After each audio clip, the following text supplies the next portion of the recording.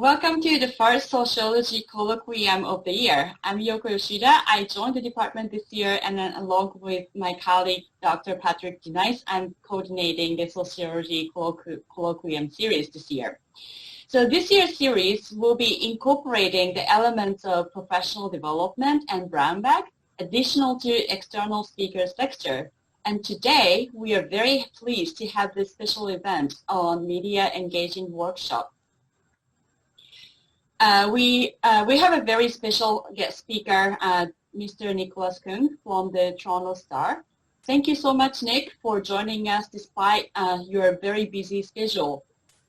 Mr. Keung is a senior reporter for the Toronto Star, specialized in covering the issues on immigration, diversity, and human rights. He's been writing for Star since 2003, and his articles are appearing on the paper on an almost daily basis. He has been also widely recognized amongst the professional associations, and he won the Online Journalism Awards and was also a team member that was nominated for the National Newspaper Awards in 2017. So, and he's also very known in the research community, and in fact, invited to speak at the last year's PGP conference on the issues of making a case for immigration to fight against anti-immigrant sentiment. But today he's going to be talking about how to talk outside of the ivory tower and how we can effectively disseminate our research through media and engaging with the public debates. So he will speak for about 25 minutes to 30 minutes, and then we will open the floor for Q&A. So without further ado, let's start the session. We're going to divide the presentation into two parts. The first half of the presentation will give you some ideas as to how the newsroom works, and will help you pitch a story to any news outlet. And the second part will focus on what you need to know about writing an op-ed piece. Very practical information. Hope that you will find it very useful. So about how to pitch a story. I don't know how many of you actually have ever tried to reach out to a reporter and try to pitch a story idea to them? Like, if you can just wave, like if you've done that before or talked to a reporter. Okay, plenty of you have done that. So like anything else, like when you do your research, what do you need to do first? You do some research, background research. So my first piece of advice is, keep reading a lot of, media reports and get a sense of the landscape. Get to find out who are the reporters who generally write about a topic, of your expertise, depending on your academic discipline. In general, newsroom, it's less common now, but we used to have what we call a beat system, where reporters are assigned a particular beat, a specialties. For me, I've been covering immigration and refugee policy, diversity, human rights stories in the last 17 years. So I'm quite familiar with immigration policies and refugee policies. So depending on your research focus, you want to know who the journalists are, who usually write about stories that interest you or that focus on your research areas, and follow them on social media. And it never hurts, to make an introduction, just like a cold call. Send them an email, introduce yourself. This is my expertise of area. Currently, I'm working on these research topics. If it's of interest, hit me up anytime. To make an introduction. Because in general, like a lot of, if you look at media stories, a lot of those stories actually generated from research studies. So it's a very important source of stories for the media in general. Timing, the second thing is timing. There are two types of stories in general in the media. One, it's the daily news stories, hard news stories that has to be published within an hour or the next day. And there are the other type of stories, feature stories that I think mostly where researchers like yourself, academics like yourself would come in. Let's talk about the daily stories first. Usually, something breaks, let's say, the We charity scandal. So reporters, first heard about it. They scrambled to look for experts, go through all the blue books, the media blue books at universities to try to search, someone with expertise about charity governance, about charities audit. So in those circumstances, they would reach out to you out of nowhere and ask you to comment on something you had no clues what they want from you. So in those circumstances, you have very little control in terms of the content because you might as well be following that issue very closely and could give very specific sharp comments. But more often than not, you are being asked to give something, comment, give some really general comments. So that's one type, of circumstances where academics and researchers would come in. And let's talk about the deeper dive feature stories. Those often are driven by you. The story more likely than not will focus on maybe specifically on your studies and also similar research findings on that issue. An example of those would be, for example, about immigration detention. If we are interested in this big topic, do a deep dive investigative reporting, then we would, do all this Google searches, about academic papers with this keyword immigration detention. And we'll reach out to different experts who have done, extensive research on those topics, seeking out their expertise. So in those stories, usually, you have more control and the timing is less important. It's more like a timeless story, but still, at the end of the day, we are in the news business. So we need some, those stories to be somewhat current. So it always helps, when it comes to timing, it always helps to time your story, time those, for example, right now, everything, if you put the search word COVID, in your story, got good clicks on those stories. And infectious disease, if you talk to, at your university, if you talk to any infectious disease specialists, they are the most sought after commodity these days by the media. Again, for these stories, it's not necessarily just focus on what you find, but it at least, is somewhat a topic that, really, fit your expertise to the T. And where, usually academics and experts come in is to be that third-party independent voice that has some sort of authority and objectivity to comment on an issue. That's sort of like where you are coming from. And there are also sort of like a third type of media stories that I find in general would involve, specialists, researchers like yourself. When you do a story, when you do conduct a research, those stories will be just on your research, what you find through your studies. In those circumstances, you could proactively reach out to, a reporter saying that, hey, I just, finished the studies, or I'm working on this. It might be of interest to your coverage area. If you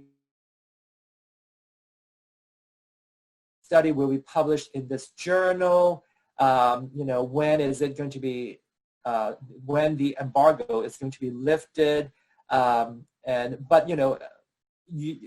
but it's important, again, in those in this situation, you do need, this is a proactive way for you to, just, have all out attention on you.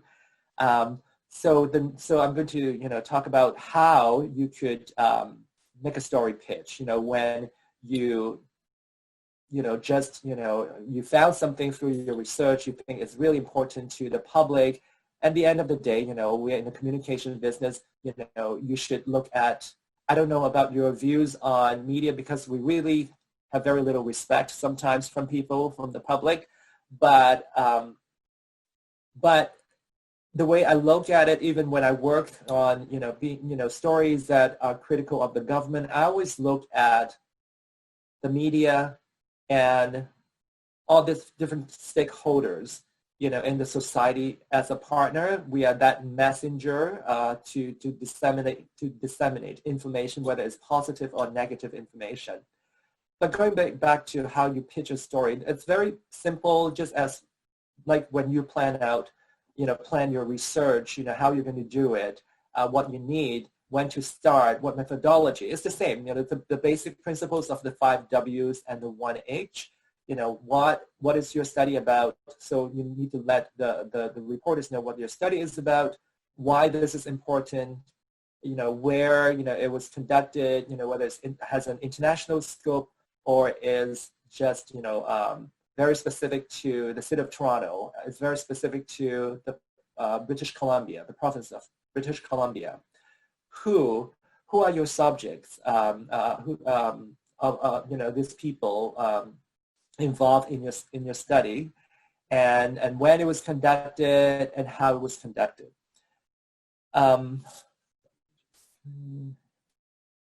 And when you are planning, it's almost like, you're trying to plan a, communication, media, public relations campaign, if you would like to look at it that way.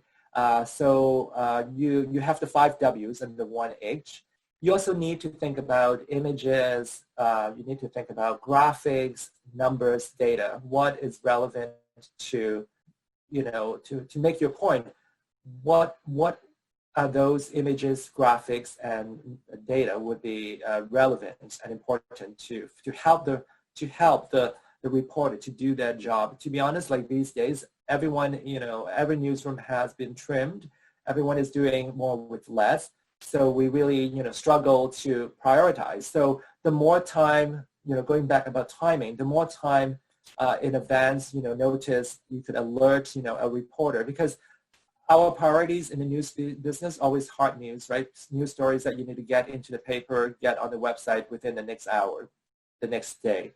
So often, if it's a story about, your specific report, your specific study, they would get, being put on the back burner.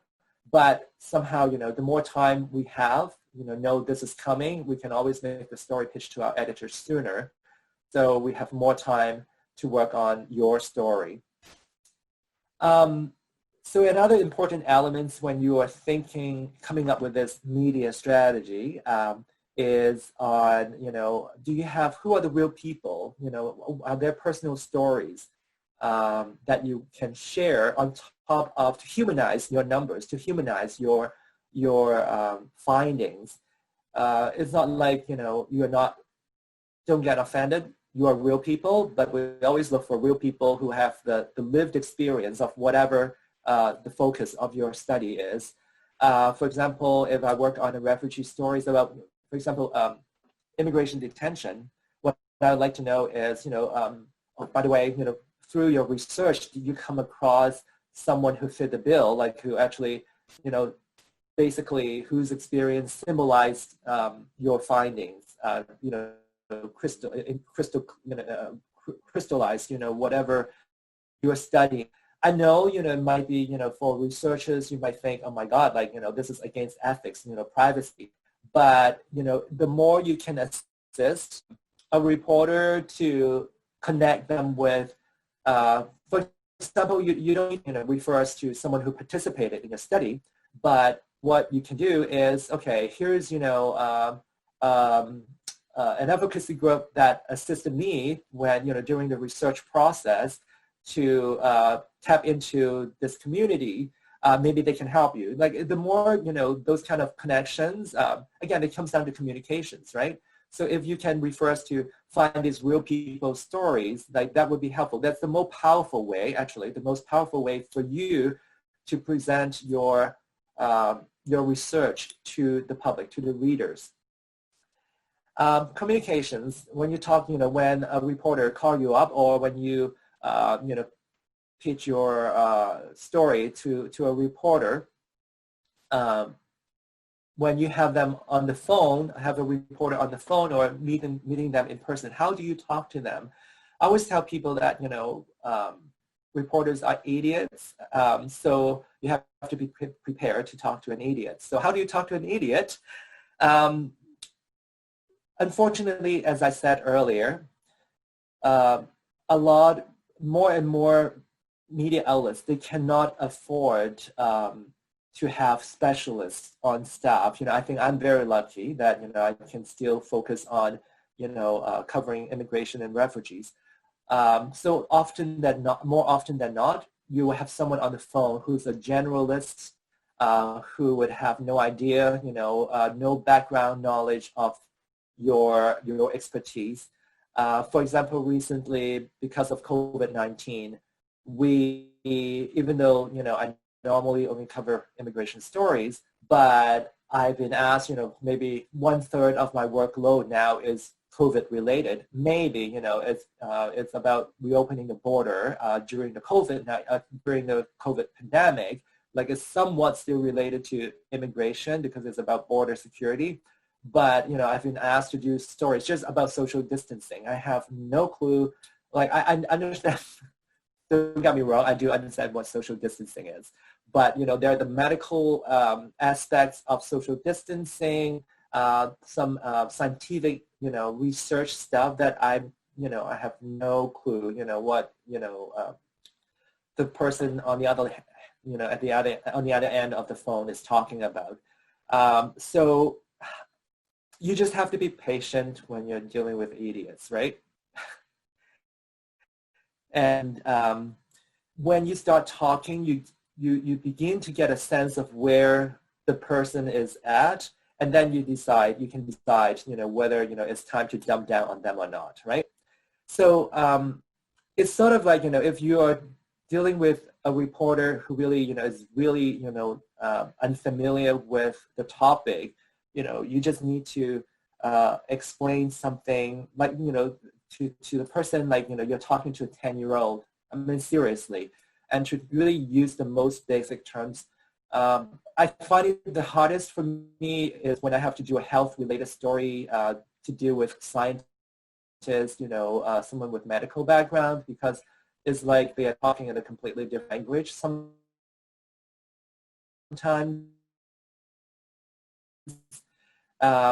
So the same medical expert, for example, on CTV, CBC, Global News, it's the same person. The reason why? Because the reporters on the field know that person is really approachable, whether it's, someone who will return calls like immediately, within hours, always available, accessible. And also in terms of the language they talk, they are good at using using parallels, in day-to-day, comparison that the public can relate to, so they can understand the topic. Think about it. You also, as researchers, you want your knowledge, you want your findings to be accessible to the public. Otherwise, it goes to waste, right? So it's really important, try not to use because even when I'm doing my writing, my editors always would underline, all these lingos that, they think, can you use a common, a layman's term to describe this? If you can do that job for us, that could make our stories more accurate. Because so often, for example, someone used this term and I would think, yeah, that's what the person meant, but it may lose that nuances of what the preciseness of why it's called. So often, for example, writing a legal story, especially writing a legal story, they can be boring if you have, people pause when they see a term that they do not understand. So they would have to go back to the previous paragraphs to try to understand, okay, this term should mean this or that, like that. So it would help if you, for you to avoid talking in those, in lingles that, even though those, everyone in your field would understand, but not for the people outside of the ivory tower.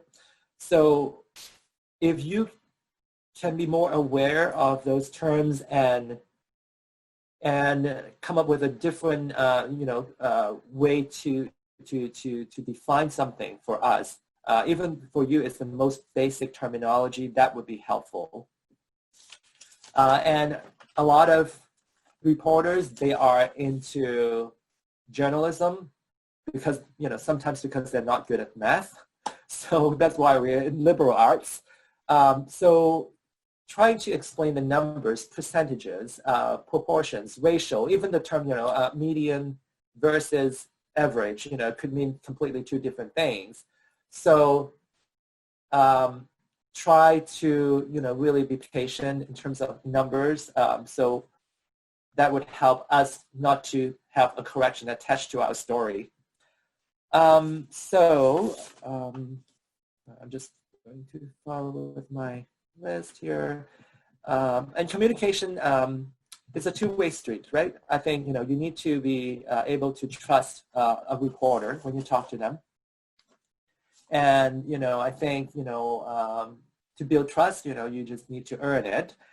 So, if you, it's always nice to maintain a professional relationship with a journalist. But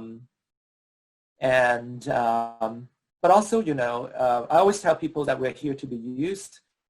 We are one of your tools, so use us. But at the same time, we are not here, just being passively being a messenger. We do, we'll ask critical questions. So often we'll ask critical questions, and we'll, play devil's advocate. So always prepare when you, when you can prepare, for an interview, when the interviewer attacks you, your work about the validity, how representative, are your findings. So always, be prepared in that way for an interview. Also, one thing that's important is about setting the parameter before your interview, or there are things that you feel are important for background. Just explain it to readers. Can we go off the record? So I don't know, how familiar with with those terms. When we say on the record, meaning that you will be identified as a source, information will be attributed to you in the story. When you say it's off the record, meaning that, okay. So there are times, you can tell them this is just for your background, meaning that, the information that you are providing to the reporter is just for background information. The information cannot be attributed to you. And the last thing is, when something is completely off the record, meaning that the information cannot appear, just to help the reporters understand, the circumstances, understand an issue, but the information cannot appear in the story unless the reporter can verify or can track it down from an independent, a third party. So that's the differences between on the record, off the record, and for background only. And again, when you pitch a story, I think the most important part, for you to let the reporters know is why your research matters and why it's relevant to the public, to the readers, beside, because we don't write, an industry publication for social scientists, right? We write for the general public, and I think that's the mandate for most media outlets. So it's really important, even before you approach a reporter, why your study matters and why it matters now. The more relevant is to, more current it is, the chances are, they would be interested. So always, think about, for example, it could be, that,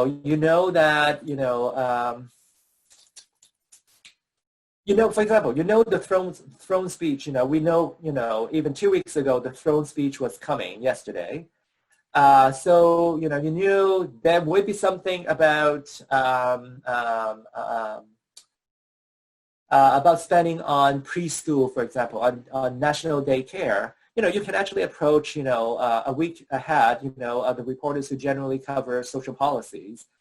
Hey, the throne speech is coming. I'm available on that day. On Wednesday, if you have questions, you're looking for, experts to analyze, how well this money could be spent and how poorly it could be spent. Those kind of things would be helpful because, we are partners, so that could help us do our job, right?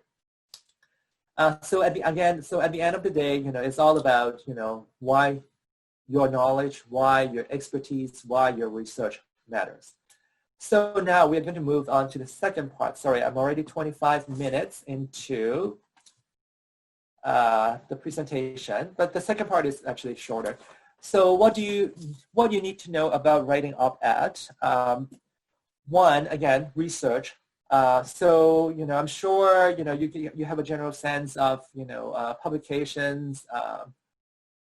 The Toronto Star probably is on the most left-leaning publication currently now in Canada.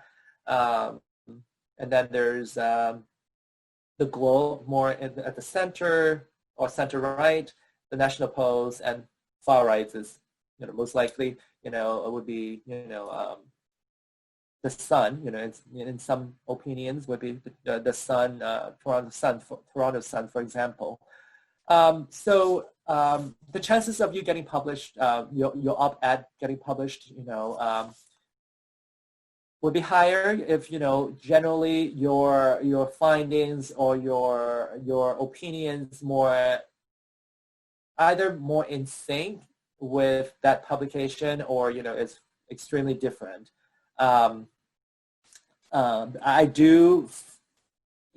now I think, for example, at the Star, we have this new format. We would have, pick an issue and have, authors, researchers write, something that's really for that issue, and someone who completely opposite. So try to find a publication you feel more comfortable with that, during the editing, they may not just, during the editing process would take your piece out of context, for example. And again, timing is always very important.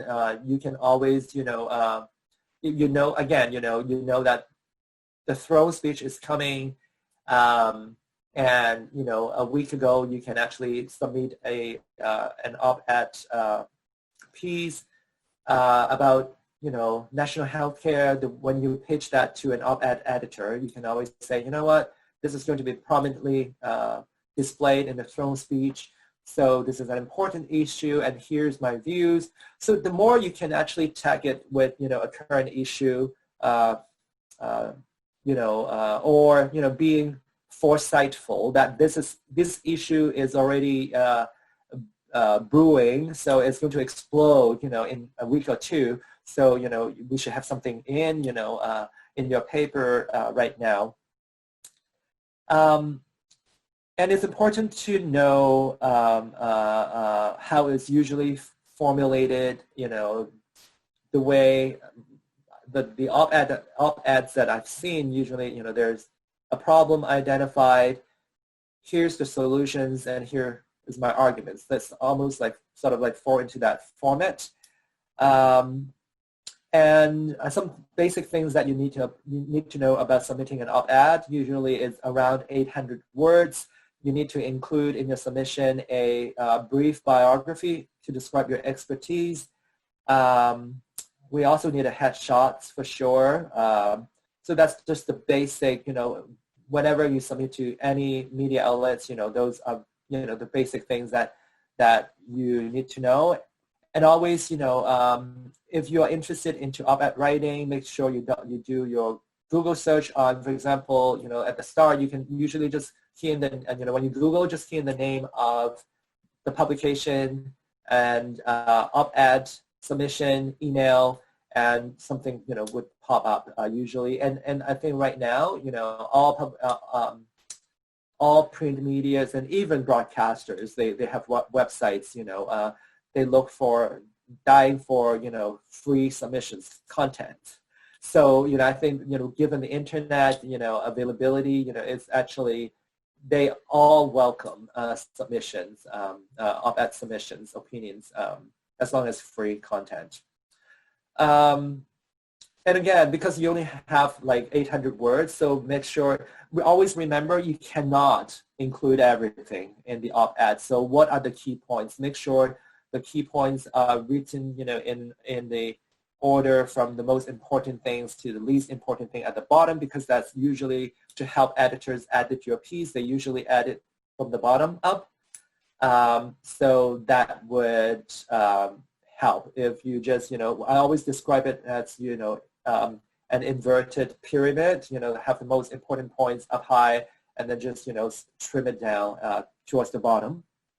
And again, if it's the same for, news story pitches, op-ed, it comes down to what's your point, why it matters, why we should read it. It's the same way, as I would write a news story. And great, it's only 31 minutes. I'm only 1 minute over time for the presentation, so that's good. And we can open up the floor if you have any questions for me. I always love the Q&A session. It's usually the most fun part. Yeah, thank you very much, Nicholas, for sharing your time and your wisdom with us. I, for one, think this was really helpful. So we've got plenty of time, like you mentioned, for Q&As.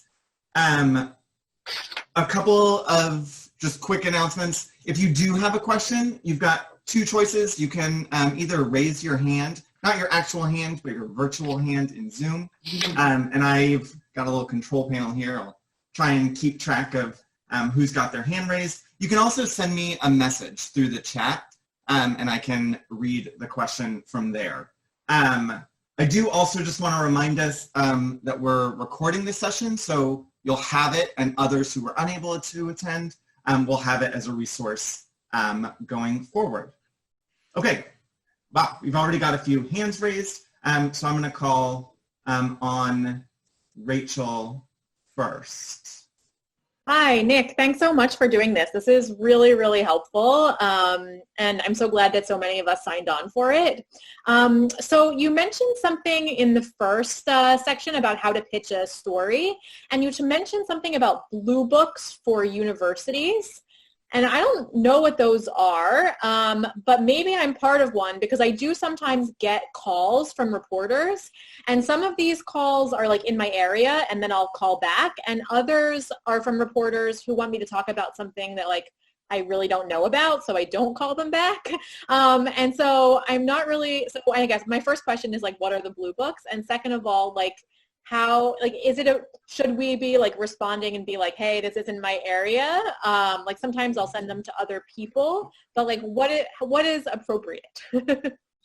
Yeah,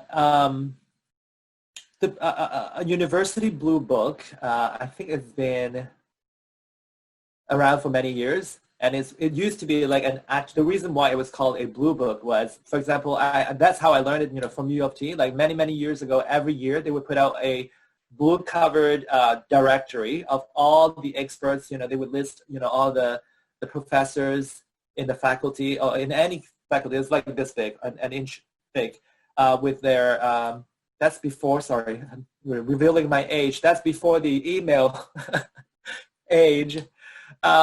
So we'll reveal their phone numbers, so you can just call. And also sometimes, depending on the comfort of the professor, they would also include their cell numbers or home numbers. And most universities, like the major ones, actually had that. I know that we had one in the newsroom at our office back in the days. I'm talking about in the 90s. But right now they actually moved that online. So if you go to, I think now, like if you go to any university websites, you could actually, they have a directory looking for experts where you search under the keywords. For example, I work on, often worked on immigration and refugee stories. I would just key in immigration, settlement, for example. You enter the keywords, all those, people whose profiles, like professors whose profiles with that word would pop up. And with their usually just their work email address and their office number. In terms of, by the way, also talking about university media relations, like it's also important for you guys to reach out to your university's media relations department, get a sense of, sometimes I know some universities, their media departments would do media training. You can certainly ask for those, like how do you deal with the media reporters, and they usually, for example, a lot of universities, they have internal publications, right, for their staff, for the student bodies. So that's how sometimes we, would look for story ideas and how we come across, oh, this is an interesting study. Because we do subscribe to those, right? So it's always nice for you guys individually work with your media relations people. And about how, when you get those cold calls from reporters, I think it's always nice. I always get back to people by email, maybe, a day or 2 days late, but I just think it's just a general courtesy thing, like out of respect, you deal with people professionally. I think it's nice, some nice thing to do, just to respond, even if not in your area. By the way, that's really important. Sometimes you get calls from, oh, can you comment on the WeChat scandal? If you really don't know nothing about it, just say, sorry, I don't know. But the last thing I hate, and it's happened before, just people desperate, sometimes there are people desperate to see their names in the paper, in a publication. They would just talk like, oh, this BS, like so general that, you cannot even use those materials, you don't want to call an expert, who says, who tell you things that you already know and doesn't enrich a conversation for your readers, right? So if you don't know something, don't waste the person's time, but please politely say to them, sorry, I'm not an expert. And if you happen to really know someone who has the expertise, just say, you might want to contact so-and-so. Or, have you tried, media relations officers at the university? Maybe they can refer you to a better candidate to answer your question. Thanks. Next up, we've got Howard. Thank you so much for making time to join our department, Nicholas. We're really lucky to have you join us because I know how busy you are just from some of the beeps we were hearing in the beginning. But what I wanted to ask you was a question about op-eds. As academics, we often submit only to one journal and we wait to hear months before we get a response. And I've heard very conflicting advice in terms of when you're pitching story, if you think it's a timely op-ed, can you pitch to multiple newspapers at the same time? Should you put a time limit and say, until this time I'm going to stick with you? Do you have any advice on that kind of thing? I always advise people if they want to get a story out, I'm just talking, I think as a reporter, of course, we love exclusive stories. Like if you have this report coming out, sorry, let me write down. I actually have something that I want to say after this. Okay, timing. But, I try to, put myself in your shoe when I'm saying what I'm going to say is, your bottom line is you want to reach out to as many people, as many outlets as possible to get the words out. So it's sort of like applying for jobs, right? You send out as many resumes. Indiscriminately, sorry, I don't know whether there's such a word, but you want to reach out to as many outlets as possible. But I hate, as a reporter, when I get an email like a threat threatening me saying that if you're not going to respond, I'm going to, go with the Globe and Mail. That really pisses people off, so don't do that. Because I just feel that's not very nice thing to do. But yeah, reach out to as many outlets as possible, because at the end of the day, you have to think from your perspective. But sometimes it doesn't hurt if you already have a good working relationship with a media outlet or with a particular individual who you trust. It doesn't hurt to offer it. This is, we are approaching the star first because, this is a very typical star story, which is, more often than not might be the case, especially with, social science research. And usually exclusive stories, like they get better placement in the paper and also on our homepage. So depending on, again, how important, your piece, your research project is, you can do both. But again, there's no one blanket protocol to do it. It just depends on the circumstances. But one thing that I wanted to add to what I sort of like touch on, in my presentation, you guys also often have like a research study, when you're conceiving a report, conceiving a research, or you're working in the middle of the research, or, different stages of your research project, right? Or when the research is done, it's getting ready to be published. When is a good time, for you to approach a reporter to sell your story? In general, like we've got like press releases from people. Hey, we got like a $10 million for this research. Those stories usually don't fly because there's unless you are engaging, starting up a research that's one of a kind, never been done before, and this is a new area of research, then maybe there's some interest, at that point, when you're conceiving a research project, but generally not, because you would have too little information. Even, you may not even have a methodology. You just know this is a topic of interest, right, at that point. So when you're in the middle of, your research project, maybe you're seeing some preliminary findings that are really interesting and intriguing. Maybe that's the point when you want to give a heads up to a reporter that you've worked with, you trust, saying that, hey, I'm doing this, something really interesting. It shows a new trend, and issues. Always think of like what is, so often the first question a reporter would ask you would be, so is that what's expected? Like what do you find it, any, surprise, in your research, you found?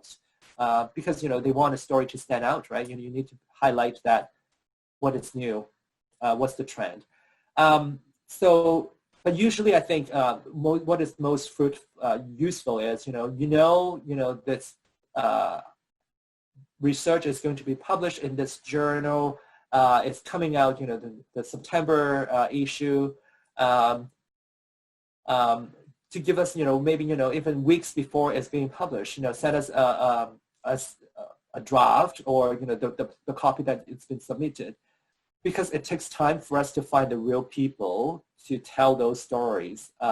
If you only give us 1 day of turnaround, that's not going to happen. Like it won't help us to deliver the best stories. So, what you need to negotiate is, when the embargo is lifted online, but also now because all media outlets, they have both print products and online platforms. So make sure when you negotiate about the embargo, make sure you are clear as to when you can post online. 12:01 a.m. always confuses people like hell. So 12:01, don't say just midnight, 12:01 on Tuesday. And you know, print, yeah, is it okay on the same day? Print paper, you know, it cannot come out till 6 a.m. But usually people, you know, the paper is not delivered till 6 a.m. So usually the print copy would be fine. So so timing, you know, when is a good time to pitch to get the story out? You know, depends on, you know, your publication dates and other factors. But in general, that's, you know, the advice that I can offer you. Great. Mike has a question as well. Hi, Nicholas. How are you? I'm very good. Good. In the past, some of us have maybe experienced the same thing, but there are times when we're speaking with a reporter, not you, of course, and when we finally see the story in print, we kind of think, you know, that wasn't really what I meant when I was given when I gave my quote. What's our recourse in those instances? Let me address it by talking about solutions first. Before it gets too late that you need a correction or something. So we should, you know, before we reach that point about, oh my God, like it's something, a comment that I made was taken out of context, for example. Let's talk about how you could avoid it, prevent it from happening.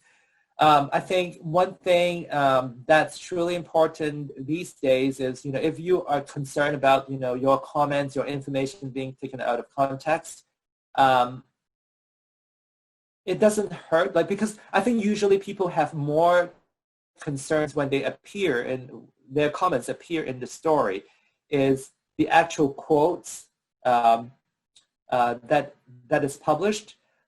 People generally are less likely to argue when information is being paraphrased, right? Because, you know, it's usually, I think it's, the idea is there, right? But and people generally have more issues with the direct quotes being taken out of what the discussion was about before and after that quotes, right? So if you have issues, you know, with quotes, you know, always helpful. You just say during the interview, this is my practice. Like when I hear a quote that I want to use, sometimes I would ask, can you actually put it in writing? Email that quote to me, word for word. That would, you know, so we could avoid, any misunderstanding if it's an important quote, like word for word quotes. And if there's, you know, any issues in terms of the context of the story, I always, like, it's just, again, you know, it's my personal practice. If I don't understand something, I always ask, or when I'm writing the story, I always would just go back. If I'm not 100% sure about something, I'll just call back. By the way, did you mean this, or do I understand it correctly? But sometimes, you know, especially during COVID-19, like the news cycle goes so fast that I find more and more mistakes actually could easily creep into our stories. And we would appreciate your understanding. Sometimes it's for sure is not intentional because as reporters, we hate to see a correction attached to our story. So there's, you know, if someone's, you know, is saying to you, yeah, we deliberately, you know, twist your quotes, that would be very unlikely. So if you can, you know, just email something background, because always it's easier, like anyone's learning, it's always easier to learn visually than, you know, by audio, right? So if you can put your information, put your comments in an email, maybe there's something that you already, you know, because I know some people, you know, they feel more comfortable before they talk to a reporter. Can you email me your suggested questions, right? So usually at that point, you always, okay, you would agree or not agree to talk to the reporter. And maybe at that point, you already, based on those suggested questions, you would have, you know, some key points that you want to mention in response to those questions. So it doesn't hurt, you know, for something specific you feel like it's really sensitive not to screw this, you know, to put that in writing for the reporter. So that's one way. I would recommend how you would avoid, you know, regretting it later, talking to the reporter. And in terms of recourse, I think right now only the Star and the Globe and CBC, I might be wrong, maybe more media outlets, but for sure those three media outlets, they have like an ombudsman's office that you could just email, hey, this is what I would like to see, a correction. This is not what I meant. What I meant was this. So someone from the public editor, sometimes some people call them public editor. At the start, we call it public editor's office. Used to be called ombudsperson at the media outlets. So yes, there's a recourse available. Ask for clarification or correction. But sometimes, it's hard in the editing process because editors, they don't have the luxury of actually being there at the interview, right? So when they edit, they're more interested in fitting the space, fitting the stories into this space that's assigned to the story, early on in the day. And they might just have to, when they move things around, that's when your comments or information can be taken out of context during the editing process. That's unfortunate. I'm sorry when that happens, but don't take it personally. It happens. Great. We've got a few other hands raised. So Wolfgang. Hi, Nick. Thanks for being here. Now I have to preface my question by letting you know that I came to the meeting a little bit late. I was in another meeting. So if you talked about this, let me know and I will go back to the recording. But I'm curious about your process in identifying experts when you write a story. I mean, there's a lot of universities, there's a lot of blue books, there's a lot of people out there. And, sometimes I read something and I think, how on earth, why are they talking to him? So can you take us through that a little bit if we haven't already? And that might give us some sense of, where are you looking? I mean, there's so many places to look now, right? Yeah, very good question. And it's very interesting. I always find, because I've been covering immigration refugees for a long time, there are sources that I would go to and I know they're good, not just in terms of not in terms of their availability and accessibility, but because they are knowledgeable. For example, doing a quick news turnaround story that I need to get a comment, we're just desperate not just to have a story without quotes. There are people who may not be the best candidate, but timing, right? They're handily available. They're always available. And there are just researchers out there who are, sometimes they wonder, their full-time jobs actually is to talk to the media. They're really media savvy. Media savvy to the extent that, they are doing all the right thing that I have covered in my presentation, really proactive, chit-chatting with, journalists. And fortunately, at the end of the day, it comes down to who you know, not what you know sometimes. And I'm fortunate enough that I've been covering immigration issues long enough for 17 years. I know the players, the landscape quite well. I'm not an expert, but I know the people quite well. And the most knowledgeable people, they trust me enough to give me their cell number. So I think one thing that's really important, remember, we're at the end of the day, we're in the news business. When a reporter calls you, they need you now, not tomorrow, not the day after, unless it's a feature story when we have more leeway that way.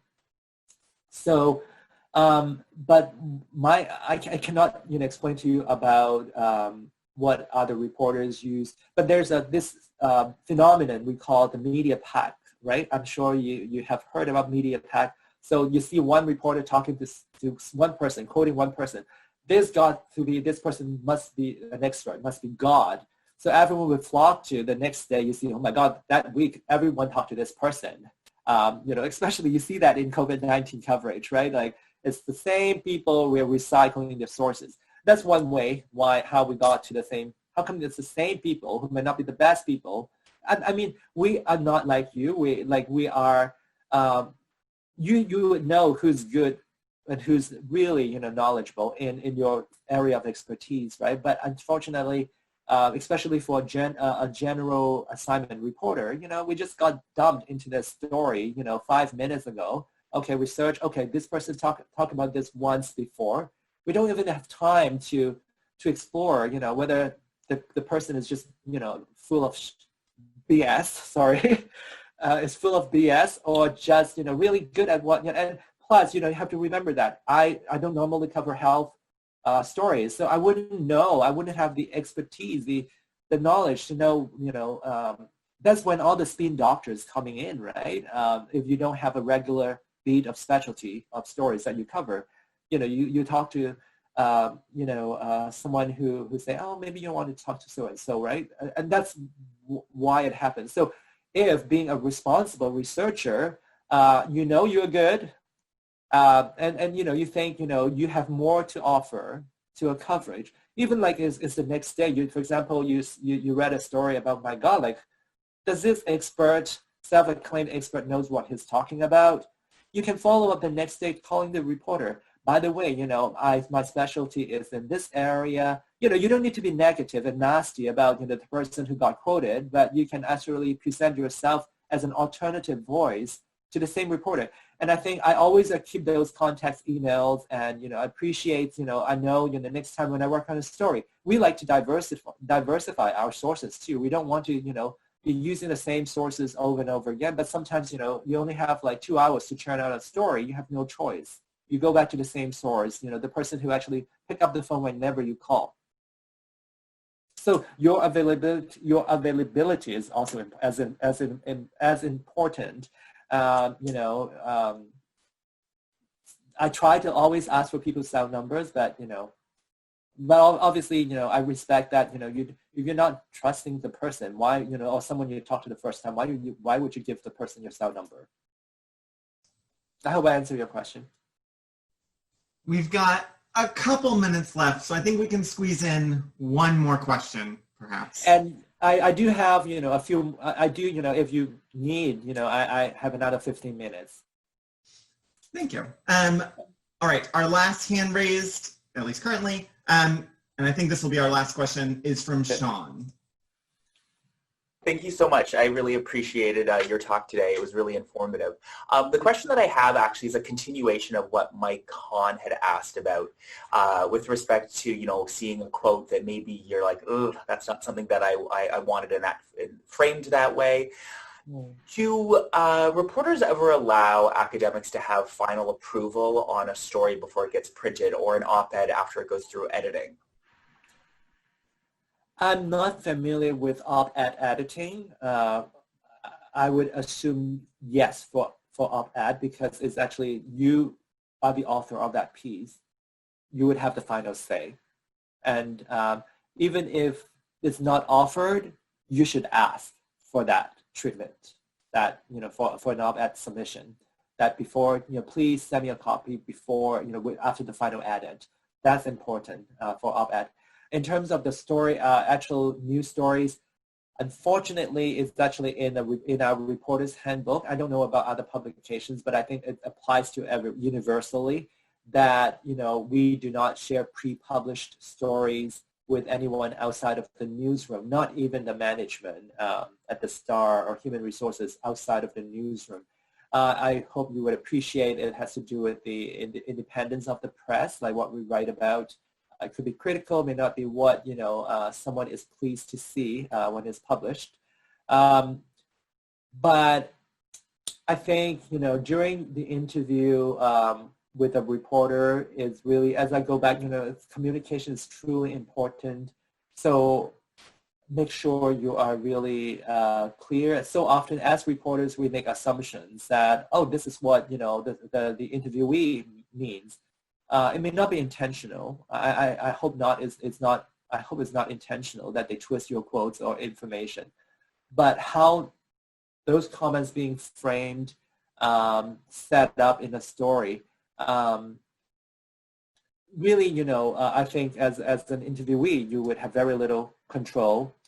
But I think the best you can do is to, you know, focus on the key points, you know, to make it less likely to be twisted. If you keep maintaining the same points, I think there would leave little rooms for misunderstanding or confusion.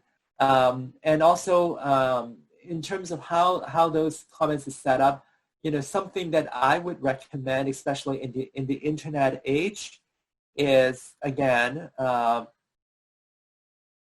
you know, I think responding questions in writing sometimes helps a bit more. Or at least, you know, when you go back to the ombudsman's office, or the public editor office, you said, you know, this is what I sent. Like if it's clearly they got it wrong, this is what I sent to the reporter, right? There's some record to paper trail to follow. Yeah, and I think that my question comes from the fact that, you know, when we write papers, we often have a list of limitations at the end of our papers, right? And oftentimes those limitations don't get included in, you know, the story that's being written. And so then maybe it's not necessarily about things being taken out of context or the words being twisted, but rather it's just not, it's that the story inflates what the actual results are or what the finding is, and that's a concern. So one of the things that I'm hearing from you is it sounds like writing an op-ed might give academics more control over the story, more control over the framing, and allow them to present their findings in a way that, has little risk for them. Could you maybe say something about the difference between an op-ed versus, a story that's been written by someone like yourself? Yeah, so often, us, when we do a news story, it's more, you are put in a more reactive mode as a researcher because a story is driven by a bigger event, right? We have, there's, for example, I did a story this week on kids being sent home with minor COVID symptoms. I needed to talk to an infectious disease expert at McMaster. I would call, but the whole interviews, I'm in control. The questions leading to the information that I would like to hear, right? I want you to specifically, don't give me like general comments about how, whether we need to get tested or not, but specifically tell me this, parents are dealing with long lineups, frustrations, da-da-da-da-da. So it's more like I'm in control, driven the contents, the infectious disease specialist had no idea what, how his comments would turn out. But, but I would, before, like, it's just my own practice, like before the interview, I would say, this is, I actually, in my email request to the university, I just said, this is what the story is about, and I'm specifically looking for the professor to comment on this question. So I'm very specific that way, but it's just my practice. Everyone works differently. But what you were talking about, I think again, talking about communication, I think what your question was about is, how you could have more control, yes, of control of the content, right? I think for sure op-ed would give you, because it's all about you in your op-ed piece, and they would have to respect the editors would have to respect your writing. So for sure, you have your say, you have complete control, almost complete control of the content. But also remember, op-ed, they don't usually get very prominently played. It's buried usually at the third last page of the paper is buried. And also on the websites, you really have to find the label opinions to find those op-ed. Like it's not up high on the home page. So it depends on, what is more important to you, to reach out to as many people about your great findings as possible, or, just having your name, out there with the opinion piece. And in terms of the, sorry. No, it's okay. That's a very, very interesting comment. Maybe one last point that we can hear from you. Oh, sure. And then, about the stories where you do have equal control in my way. It's sort of like in the middle. It's the story that you finish your research on a topic you think is really worthwhile for the audience. So you reach out to make a pitch to a reporter. This type of stories, again, is mainly driven by your particular project, right? So the reporter is actually a collaborator with you to present your findings to the general public. So in that situation, you do have more control in terms of the content because you actually work one-on-one. It's not like you're in a reactive mode. You are taking the lead, being that proactive agent in guiding the reporter who actually saw your pitch and was interested in your topic. So more likely than not, you would have the person's ear, right? And to listen to you, explain how you got to this point. But hey, there's actually, really important is, there are limitations. Because you're talking about, it's not necessarily about, there was an error in the story or it's unclear, but you're talking about omission, right? For example, the limitations usually and we usually have very short, attention span. We don't get to the last sentence of your paper. So, but I think, for a story that's primarily focusing on your research findings, you would have, it's more likely that, those limitations would be cited in the story as well. But, for a reactive story, a hard news story where you just got called out of the blue, I'm not saying that it's acceptable, but you have to accept the chances are, the reporter, need to deliver the story in such a short time span. Probably they already sent out the, send an email to 1 million universities to try to fish for an expert. Because, like we try to reach out to as many people as backup. I remember a Friends episode about backup. Like, people hate to hear the term backup, but we do need to have backup to make sure at the end of the day we have at least one live quote in our story. I hope I answered your question. That's great. Thank you so much, Nick, for joining us. This is our first event of the Colloquium series, and it's very insightful, and it's really nice to hear your talk as a reporter from reporter's perspective, a bit away from the immigration research. But so thank you very much, and I'd like to have a conversation here. To continue conversation here again. Yeah. Can I say one more thing too? Yeah, sure. Like, I don't know what each of your expertise is, but, I do know, the players in my newsroom well. So it may not be, what your focus of study may not be immigration or refugees or diversity, human rights related, but if you need any help, connect with the right person in our newsroom at the Toronto Star, or you have prepared a pitch but not sure whether it's effective or not. If you just look for, someone to, go through it, give a quick look and give you some feedback before you approach a reporter. I'm more than happy, to help. My contact information, you can find me on Twitter. And Keung is open for direct messaging.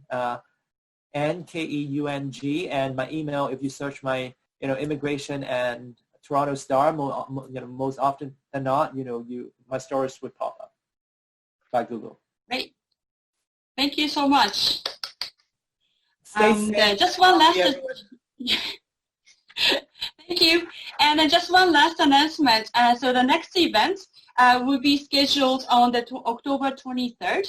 It's going to be the talk by Dr. Kim Tolbear about the indigenous people and technoscience and environment. And that is the event that we are co-hosting with the Indigenous Studies program at Western. And for the rest of the speaker series, please check it out on our website and the departmental calendar. Thank you so much, Nick, for joining us. And thank you so much, everyone, for joining today. And then look forward to the next event. Thank you. Have a wonderful day.